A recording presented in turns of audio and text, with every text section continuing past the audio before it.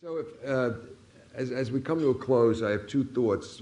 First, I didn't expect to have this thought, but here it is.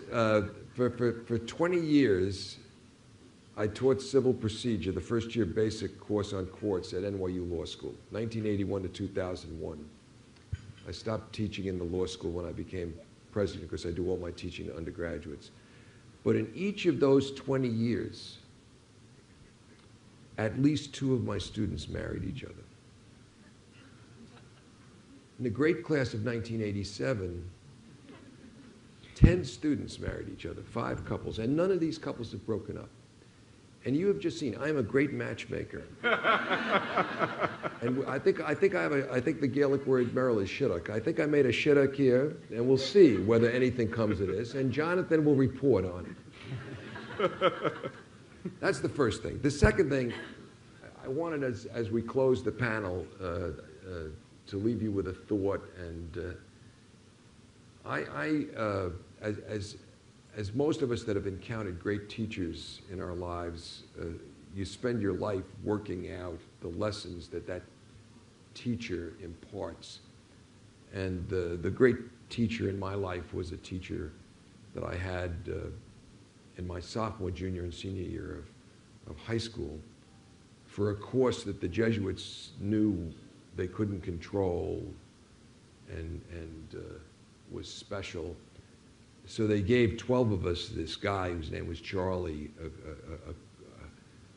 Charlie for an hour a week, an hour a day, 5 days a week for our sophomore, junior, senior year for a course they just called Charlie. And he just opened the world to us, as great teachers can. And in the last 20 years of his life, I was more or less responsible for Charlie. He was not a Jesuit. He was a single man, and he had no family, and essentially my family became his family. And I persuaded the Jesuits to accept him in the senior care facility up at Fordham. It was the first one that they accepted, and I would go up and have Mass with him on Saturday and Sunday when I was in town. And it was on a day like this, just about this time of year, that I was up there, and I was wheeling him around the campus in his wheelchair. And we stopped in front of some flowers. And this man who was described as having the body of Orson Welles and the voice of James Earl Jones and the soul of St. Francis of Assisi looked up at me and he said, young man, he always called me young man. He said, young man, I'm going to impart to you a religious practice that I myself began 50 years ago. He said, I decided that no one of my limited talent could commit a transgression that was worthy of God's attention. So I stopped confessing. Catholics confess. We have this wonderful thing, right? I stopped confessing sins of commission and began confessing only sins of omission. So I think the message to all of us today, coming from Charlie, is that there is a great sin of omission that we can create if we're not careful. It's easy to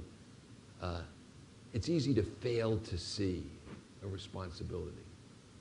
And as I take the learning leader's message, it's that, as we've talked about today, the education of young just moves to a whole different level, a different plateau, if parents can get involved. And what we're here today to do is to celebrate those parents that are involved, to celebrate those of you who are willing to stand in lieu of parents or enable others to stand in lieu of parents, or through your generosity to enable some of the parents that would like to be involved but can't be involved to get involved. So let's all be careful not to omit anything that we could do to make this picture better.